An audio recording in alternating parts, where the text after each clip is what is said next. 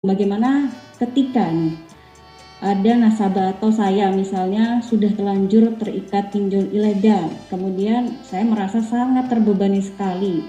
Kemudian apakah langkah pertama yang harus saya lakukan? Apakah saya bisa langsung ke LBBH atau ke LPBH ini, ke Lembaga Bantuan Hukum, atau saya lebih baik apa yang saya harus lakukan pertama kali ini, Kak? Ya, baik, kalau misalnya debitur tidak mampu melakukan pembayaran karena begitu mencekiknya bunga yang diberikan dan juga adanya ancaman-ancaman, maka yang pertama ya konsultasi dulu ke LBH boleh begitu kan ya, konsultasi berkaitan dengan problematika yang ada. Maka kita nanti dalam konsultasi tadi itu akan kita lihat gitu ya, apakah lembaga P2P-nya peer-to-peer tadi itu adalah ilegal atau tidak gitu kan ya. Itu satu ya kan. Seandainya legal ya kan, maka ya harus tunduk dan patuh kepada aturan yang ada begitu, karena nanti ketika itu dilakukan gugatan dan lain sebagainya, maka ya tentu pasti kalah karena dia adalah lembaga resmi begitu ya.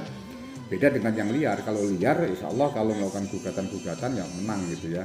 Itu satu. Yang kedua, seandainya memang dia dengan lembaga pinjol legal yang sah, maka saran kita ya mintalah moratorium gitu ya, penundaan kewajiban pembayaran kepada kreditur P2P tadi gitu ya.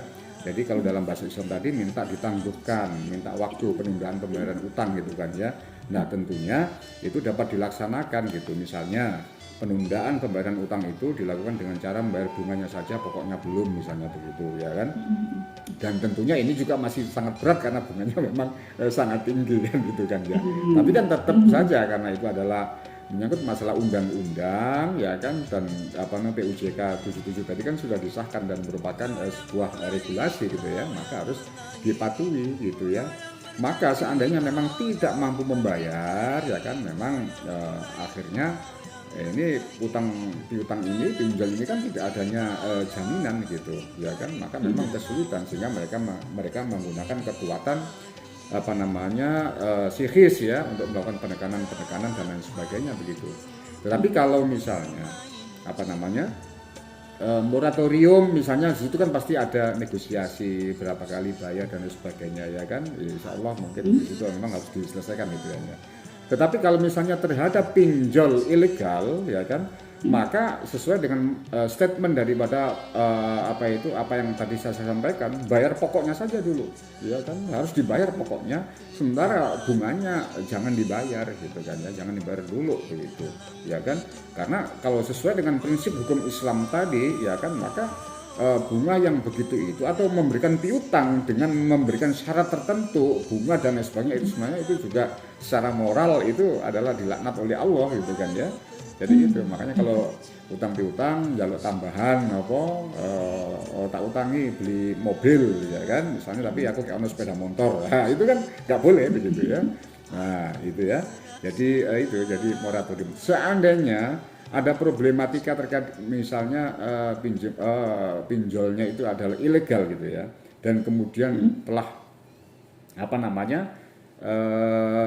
terjadi pembukaan data ya, menjelek-jelekkan, pencemaran nama baik ya, menghubungi, kirim profil kepada telepon-telepon kita dan sebagainya, publik gitu ya, maka kita dapat melakukan advokasi atau melaporkan kepada pihak yang berwajib, dalam hal ini adalah kepolisian. Apalagi sekarang kan sudah dibuka online, dibuka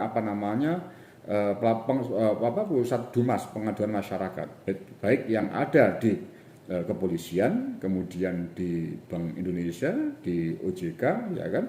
Jadi masyarakat bisa melaporkan terkait dengan adanya pelanggaran tindak pidana yang dilakukan oleh P2P atau perusahaan-perusahaan penyedia layanan pinjol yang ilegal tadi itu.